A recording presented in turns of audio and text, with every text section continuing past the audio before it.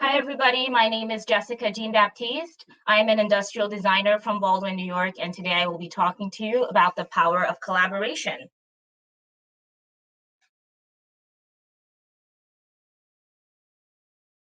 I began my transition when I visited Morocco, and while I was there, I gained the clarity that I needed to realize that the path that I was on was not fulfilling me in any way, and that it was time for me to make a change in my career and in my life. So growing up, I'd always been very creative, but because I didn't see anyone around me who was pursuing a career in the creative field, I didn't see it as a viable option for myself either. That's why I'm such a firm believer that it's very important to be able to see the people who you want to be like. When I went to college, I was very frustrated because I was operating out of fear. I was doing what other people wanted me to do instead of doing what I wanted to do. So everything that I was studying was of no interest to me whatsoever. So that trip that I took to Morocco helped me to clarify my vision and realize that I didn't want to dabble in the arts anymore. I wanted to, take a leap of faith. I didn't want to ask myself, what if, and, not taking that chance that I knew that I could take if I was just, passionate enough. So that transition helped me to realize several different things. I attended a furniture show in the city, which helped me to realize that that's what I wanted to do. I loved what I was seeing, and I thought that I could do that.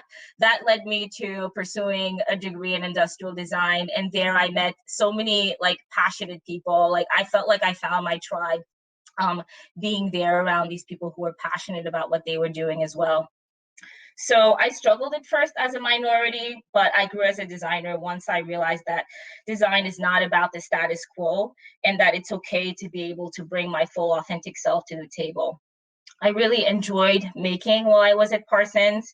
In the process of finding my voice, I realized that in my work, I like to highlight the beauty of natural materials.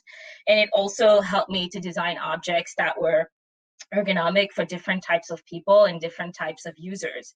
So I also realized that collaboration was at the forefront of every design project that I worked on. I always had to get feedback from my teachers and my peers. That's all part of the design process in order to be able to iterate and push an idea forward even more. That's when I decided to travel to Haiti, where I'm from. Collaboration was a way for me to combine my culture and bring it to a wider audience. Haiti has this amazingly rich craft culture of artisans working in various disciplines. And that's when I connected with Andre. Andre is a horn artisan who is very passionate about his craft. He's been perfecting his skill for over 20 years. And with his expertise, we're able to design this amazing home collection. That collection comprised of bottles, dinnerware, candle holders, all of which were a celebration of Haiti's culture, history, and people.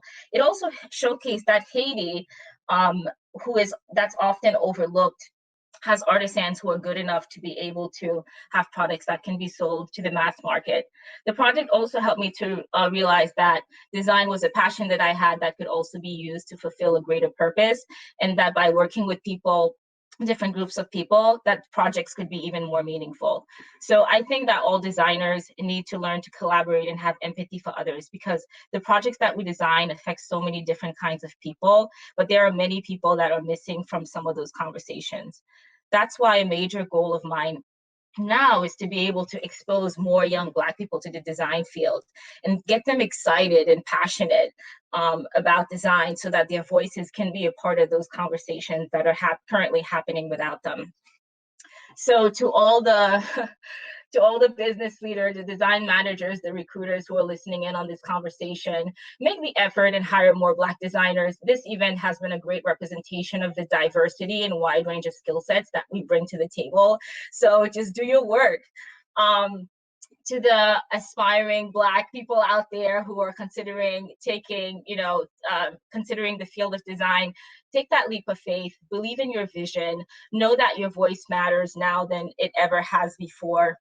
As a lighting designer now, I'm constantly asking questions, constantly collaborating and learning. So don't be intimidated by what you don't know, because if you seek out the knowledge, you will gain it. I also think that we've been silenced for far too long. As Black designers, if we come together and collaborate and draw upon our collective experiences, we can definitely make a difference in the world. And to everybody who's listening in today on this conversation, you all came here for a reason. So create the change that you want to see, create the change you want to see in your communities and your organizations, because if we work together, we can definitely push the needle forward and make these changes happen. Thank you all so much.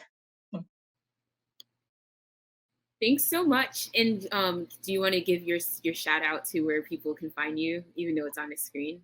It's on the screen, but you can find me on Instagram. Reach out to me on LinkedIn as well. My website is on here, Twitter. So you can find me anywhere. Thank you. Thank you so much. Thank you so much, Jessica.